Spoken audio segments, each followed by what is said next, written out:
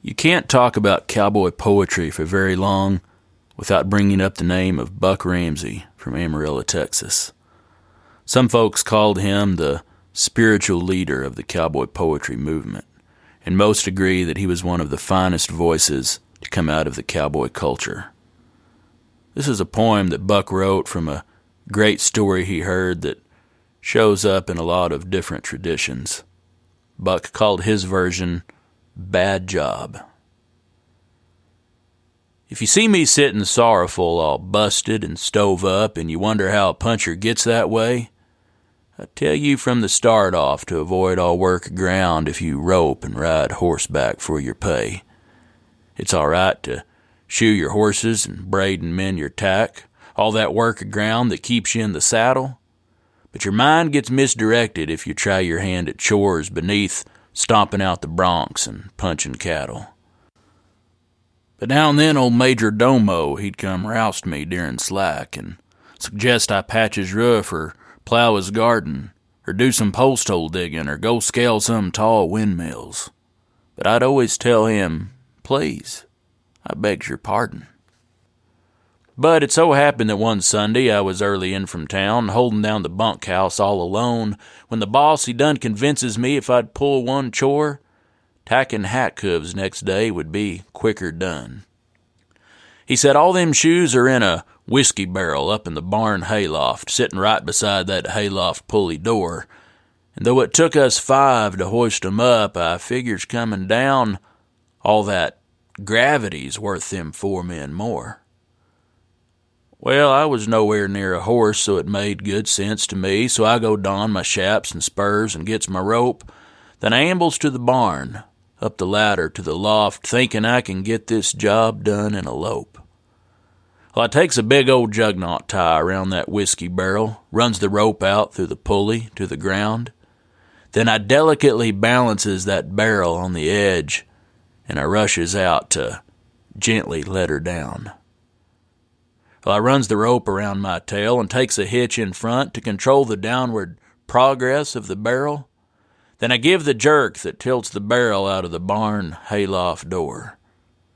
And that's the insult that begins our little quarrel. You see, that barrel of horseshoes had to weigh a good 400 pounds, more than twice what I would weigh, all wet and dressed. So when I tell you that my rope hitched and slipped up underarm, and I figures you can guess most of the rest. I plumb parts with earth quite suddenly, blasting for the sky. But I meets that barrel about halfway up the barn. Now this wreck, it slows my progress some, but it ain't slowed for long, for I'm heading for that pulley and yard arm. And when that barrel hits the bottom and my poor head hits the top and rings that pulley like a midway gong where the fellers swing the hammers for to show off with the girls, you might think it's over, but you're wrong. You see, the crashing of that stave barrel all weighed down with them shoes caused the bottom to bust out and dump its load. So I'm plummeting from heaven now about the speed of sound, and I'm heading on a dangerous dead-end road. But that devil barrel, it slaps me blind and sideways one more time as it flies up and I'm a-crashing down. Then you would think this stubborn accident would be about played out, as it breaks a few more bones upon the ground. No. The rope goes slack. The hitch unhitches. I lie gazing up. Then I close my eyes and gives me up for dead. 'Cause the last thing I see before I wakes all splinted up is that cussed barrel a-comin' for my head.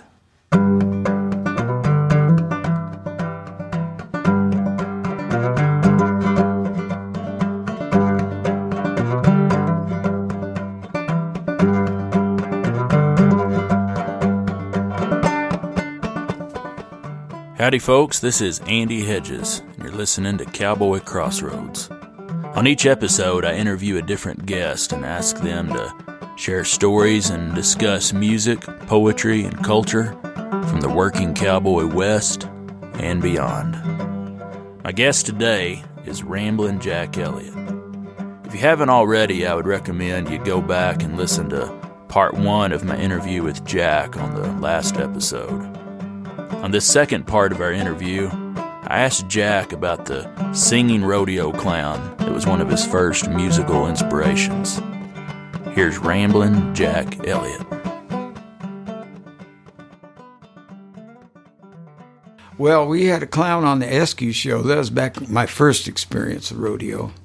The first thing I had to do when we got off the train in Pittsburgh after a long ride through Pennsylvania where the train sucked up all the coal from the tracks, I had to go in the bathroom and wash the coal off my face every half hour. And all the animals were completely full of coal dust.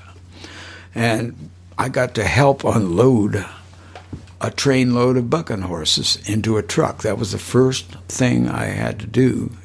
First chore I had to do was help them get the bucking horses out of the train and into a truck. Well, we didn't lead them by hand. We just opened up the gate and yelled at them, and they came running out. And they ran right into the truck. It wasn't a dangerous job. You just had to sort of stand back out of the way. I was like mostly standing on the stock rack of the truck, leaning over the top, looking down at those bucking horses. And I didn't know it at the time, but one of those horses was a very famous bronc called 5 Minutes to Midnight. There was another famous bucking horse he was named after, was Midnight. The Wyoming license plate is a silhouette of Midnight. Midnight, the bucking horse. We had a clown on that rodeo named Bramer Rogers. Made his home in Florida. He was originally from East Texas, played the banjo, sang hillbilly songs, and would entertain us rodeo hands up in the stands in between the afternoon show and the evening show. And we'd pass the hat around and give him 15 cents, 50 cents, $1, or whatever we could afford. Put some money in the hat, and he'd entertain us with songs for half an hour or an hour or so. What were some of those songs? Well, one of them was one I can't remember. It was called the Montana Cyclone. And I can't remember a word of it or how it went, but it was the title stuck with me. And of course, he sang the Strawberry Roan, and he sang, "Stay all night, stay a little longer, dance all night, dance a little longer. Pull off your coat, throw it in the corner, don't see why you don't stay a little longer." You know that one? I do. I think everybody knows that one. I used to know it. And there was a black bull rider from New London, Connecticut, wore yellow chaps, used to dress up in a zoot suit and go to black bars to pick up, meet girls.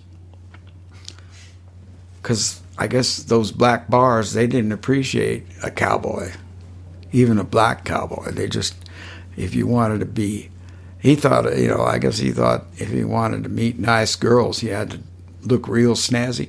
So he wore a zoot suit when he was not riding bulls.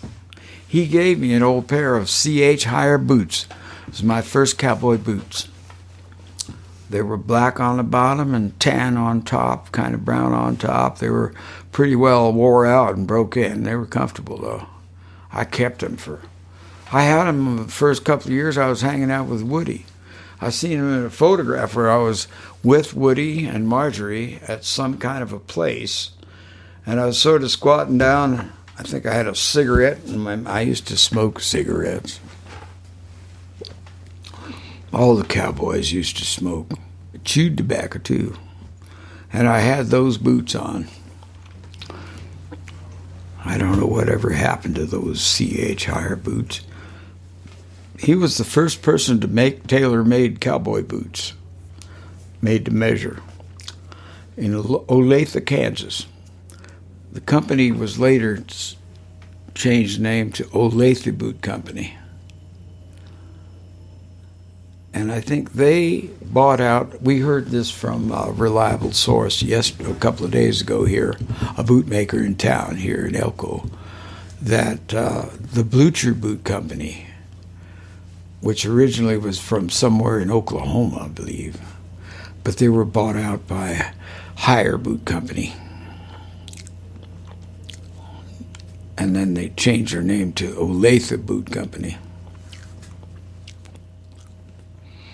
I got a friend who lives in Olathe, Colorado, who won world champion steer roper in Pendleton, Oregon in 1973. And he was worked as Sam Peckinpah's bodyguard for about 10 years. He kept Sam from being murdered twice. And I think he was chief of security for Benny Binion at the Silver Horseshoe in Las Vegas. In fact, it was Benny Binion that put up the money to bring the National Finals Rodeo to Las Vegas. And I got these suspenders here were given to me by Larry Mahan. I had on a pair of cloth suspenders, you know, those stretchy ones with the clips on them, they snap. And we were leaving. It was Jim Bonet and I had been staying overnight at Larry's ranch after a gig in Fort Worth, and we were going to go back to California. And Larry said, you like them cloth suspenders? I said, well, they hold my pants up. You know, I lost my ass in the music business. Belts do not work.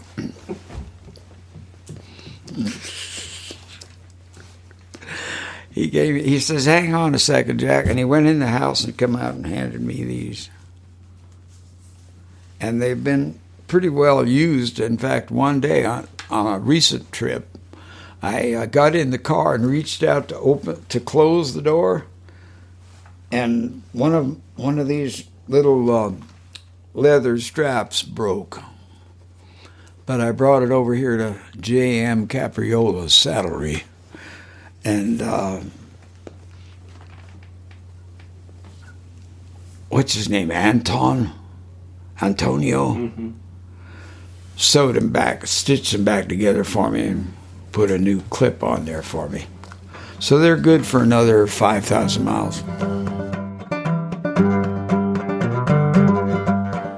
After they met at one of the gatherings in Elko, Nevada, Jack and Buck Ramsey became fast friends. In the liner notes to Jack's 1995 album, South Coast, Buck Ramsey wrote these words. The best concerts I've heard Jack perform were in barns and cow camp kitchens here in the Canadian river breaks for friends I used to punch cows with.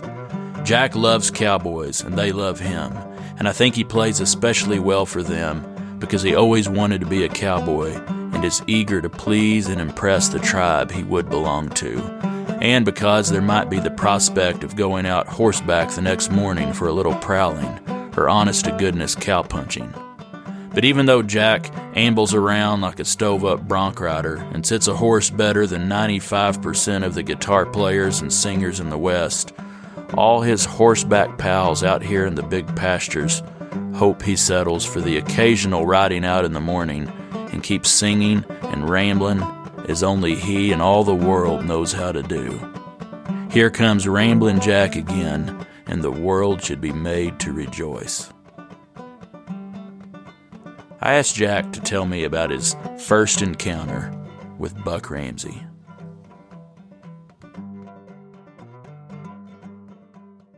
Wow.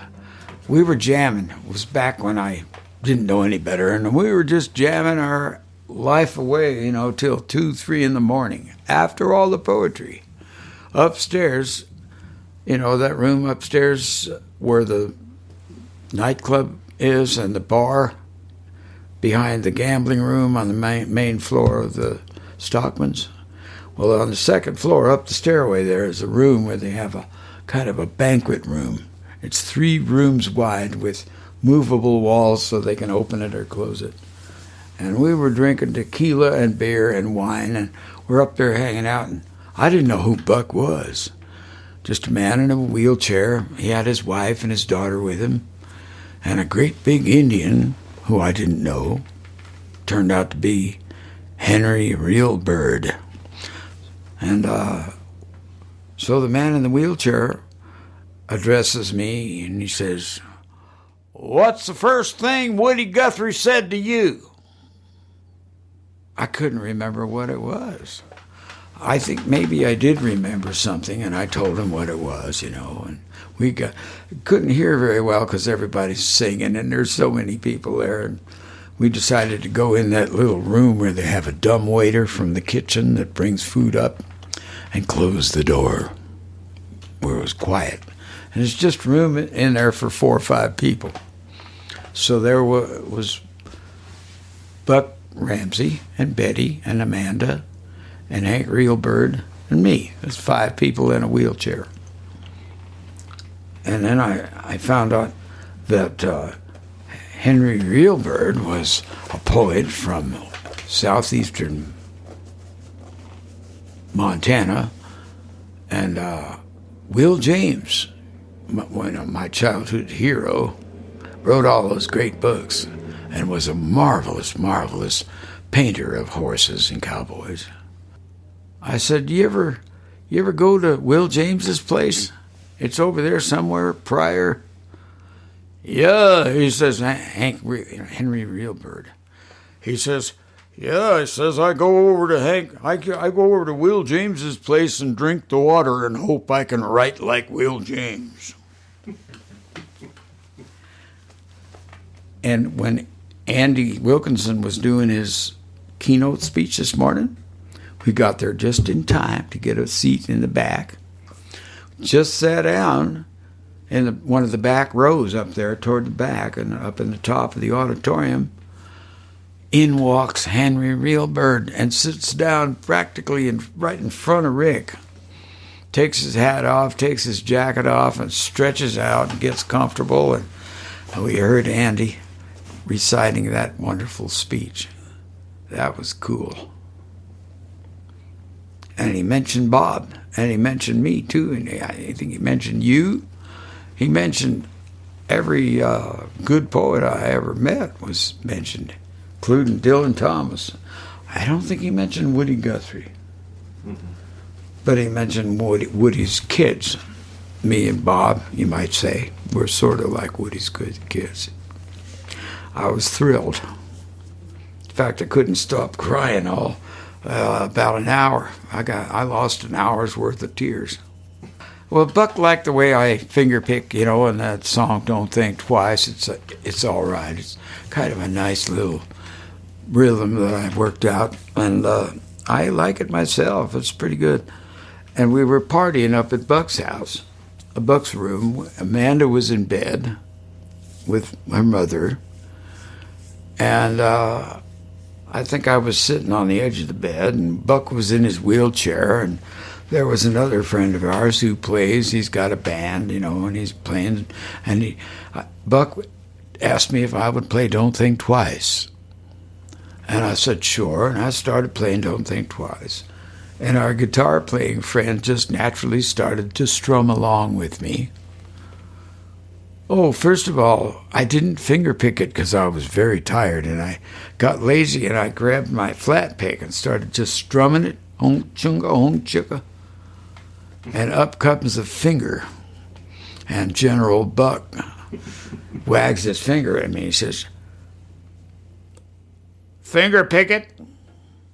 Drop that flat pick." Oh, it's a whole... Oh, of course. Sorry, sir. And I dropped the flat pick and I finger picked it. And the other kid there was starting to strum along with me.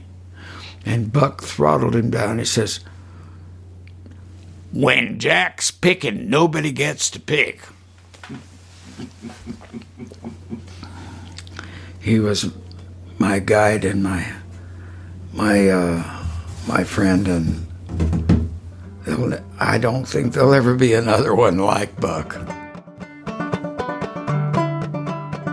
You cannot overstate how important Jack is to the world of folk music and cowboy songs. In 1998, in a ceremony at the White House, President Clinton awarded Jack with the National Medal of the Arts to honor Jack's contribution to to the folk traditions of America. And I got to sit on that stage, and there were about 20 of us in alphabetical order. So they called your name in alphabetical order. The person ahead of me was the daughter of Fats Domino, who couldn't come for reasons of comfort, I think. I don't think he could get out the door of his house. Fats Domino was very large. She was pretty large. Anyway, she got hers, and then I was called, and I went up, and the president put this thing around my neck, with the big, heavy bronze medallion. And then we got our photograph taken, with our arms around each other and everything, smiling for the camera. And then I sat down, and the next guy after me was an architect from Los Angeles, Frank Gehry. We're in alphabetical order. Domino, Elliott, Gehry. And Frank Gehry got his prize, and sat down.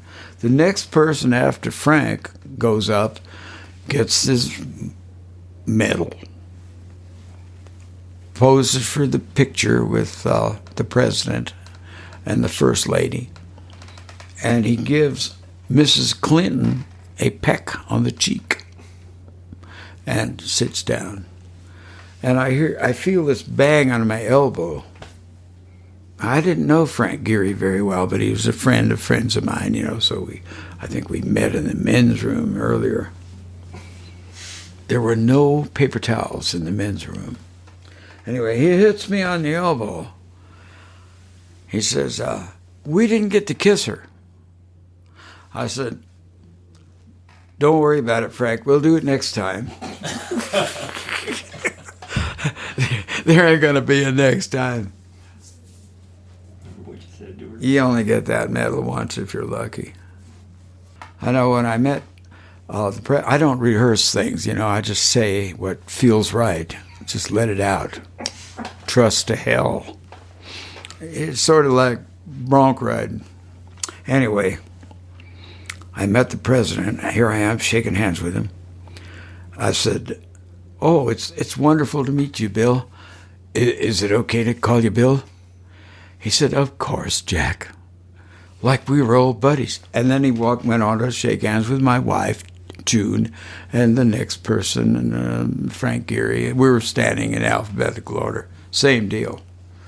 White House, they got rules and regulations. They just didn't have any paper in the men's room. Anyway.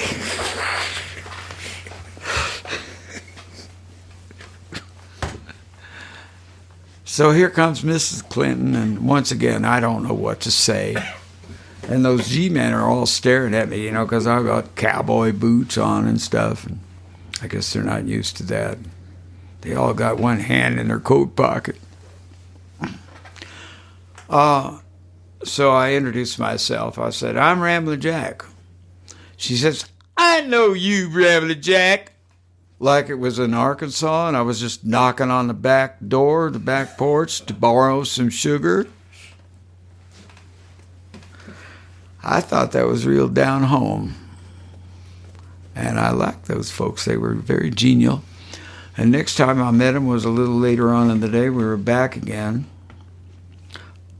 I remember on the bus going over from the Hay Adams Hotel, where I could look out my hotel window and just turn around and see a corner of the White House. We're only a block away. And we had to go there by bus, so everybody's together, and they could check things out. I got on the bus the first time to go over to the White House, and there's Gregory Peck.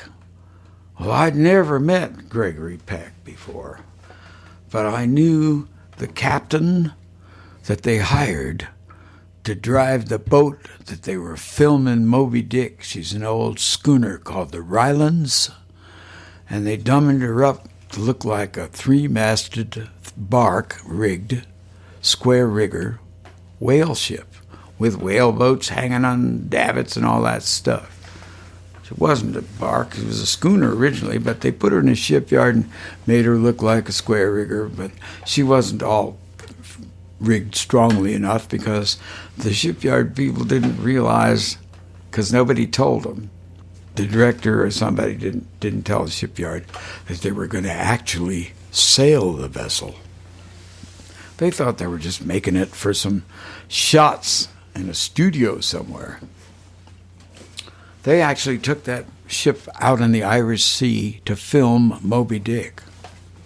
Alan Villiers, an Australian sailor, was the captain that they hired to drive the boat. So I'm getting on the bus, and there's Gregory Peck, who played the part of Captain Ahab in Moby Dick. I'm walking past Gregory Peck on the bus.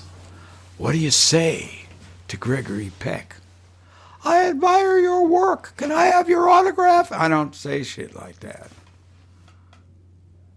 I just said, regards from Alan Villiers. Well, Alan Villiers had died about 5 years before. I think Gregory Peck must have known that. He caught the joke. He hit his head on the overhead rack. Yes, he said. He almost bounced out of the chair. And that's how I met Gregory Peck. But later, when it was Greg, P is at the back end of the alphabet.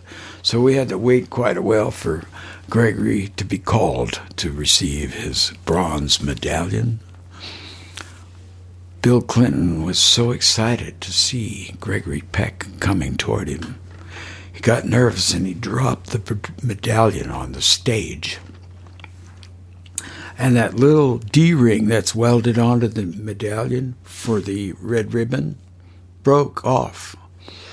And I heard Gregory Peck whisper to Bill Clinton, "Don't worry about it, I'll stick it in my pocket." We had dinner at the White House later in the evening, and I had a shot of bourbon in the Abraham Lincoln fireplace room. And then we went in and sat down and had dinner, and we were serenaded by the Marine Band, U.S. Marine Corps Band. About 4 guys, with trumpets and stuff. And I'm getting I've had 2 glasses of wine by this time. I'm not at all sober, but I don't realize it. But I just started chiming in, and they were playing America the Beautiful, and I sang a little bit too loud because I know my wife got worried, and she shot a glance over to the president's table to see if anybody heard. And they had, and Bill Clinton overheard me. I was singing, America, America. And Bill Clinton heard it, and he kind of flashed me a big grin. But I didn't see that. Jan told me about it later. As we were leaving, dinner was very nice, by the way. The food was excellent. And as we're leaving, President Clinton had to squeeze past me to get out of the room because he wanted to go out a little early.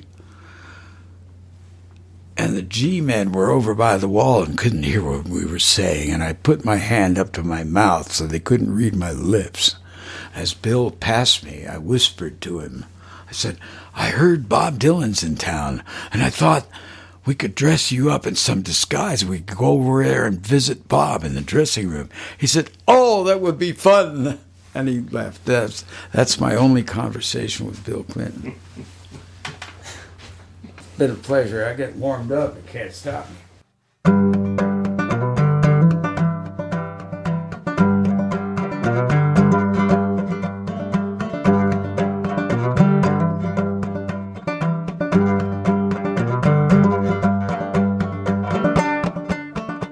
All right, folks, that's it for this episode. I'd like to thank Ramblin Jack Elliott for taking the time to visit with me. You can find out more about Jack at ramblinjack.com. You can find out more about me and this show at andyhedges.com. If you're enjoying these shows and would like to help me keep them going, you can leave a tip by making a donation on the website. Or you could leave me a 5-star review on the iTunes store. Or you could pass the word along to a friend who you think might enjoy this show. If you'd like to contact me with a question or a comment or a story, I would love to hear from you. Please send an email to andy@andyhedges.com. Thank you for listening to Cowboy Crossroads.